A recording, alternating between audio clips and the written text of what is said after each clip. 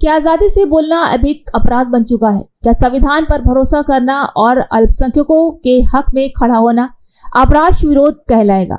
उमर खालिद की गिरफ्तारी और बीते 4 वर्षों से उनकी जेल में बंदी भारत के लोकतंत्र और न्याय प्रणाली की सबसे अहम परीक्षाओं में से एक बन चुकी है।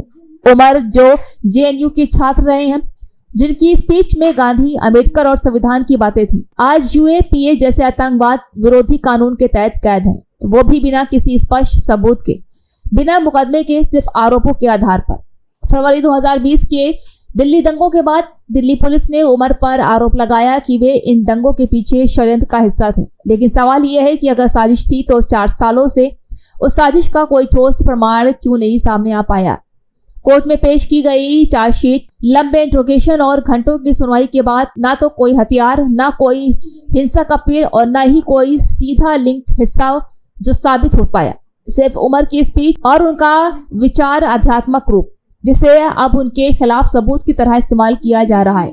उमर के वकील और मानवाधिकार संगठनों का कहना है कि गिरफ्तारी विचारधारा की सजा है, ना कि अपराध की। बार-बार अदालत से जमानत की अर्जी दी गई, लेकिन या तो सुनवाई टाल दी गई या जवाब में कहा गया कि मामला गंभीर है। मगर गंभीरता का मतलब न्याय में देरी नहीं हो सकता। सवाल ये नहीं है कि उमर निर्दोष है या दोषी। सवाल ये है कि क्या किसी नागरिक को बिना ट्रायल के 4 साल जेल में रखा जाना संविधान के मूल्यों के अनुकूल है? साथ ही ये भी देखा गया है कि देश विदेश के कई मानवाधिकार संगठन जैसे एमनेस्टी इंटरनेशनल ने उमर की गिरफ्तारी पर सवाल उठाए हैं। संयुक्त राष्ट्र के मानवाधिकार विशेषज्ञों ने भी चिंता जताई है और भारत में सहमति को दबाने के लिए कठोर कानूनों का दुरुपयोग हो रहा है। लेकिन इसके बावजूद सत्ता खामोश है और न्याय की प्रक्रिया सुस्त।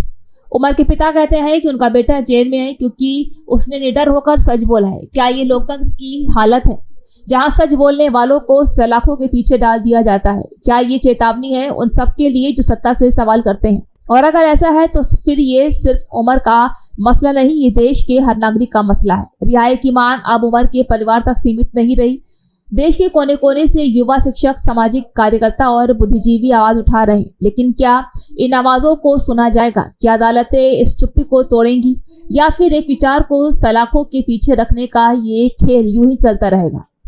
उमर खालिद की रिहाई अब एक व्यक्ति का मुद्दा नहीं, ये एक बड़ा सवाल है कि क्या भारत में आज भी लोकतंत्र जिंदा है या वो सिर्फ कागजों में ही रह गया है? क्या हम ऐसे भारत की कल्पना कर सकते हैं जहां संविधान की बात करने पर कोई जेल में न डाला जाए, जहां असहमति को देशद्रोह न समझा जाए? ये सिर्फ उमर की लड़ाई नहीं, ये उस भारत की लड़ाई है जो संविधान से बना है, डर से नहीं।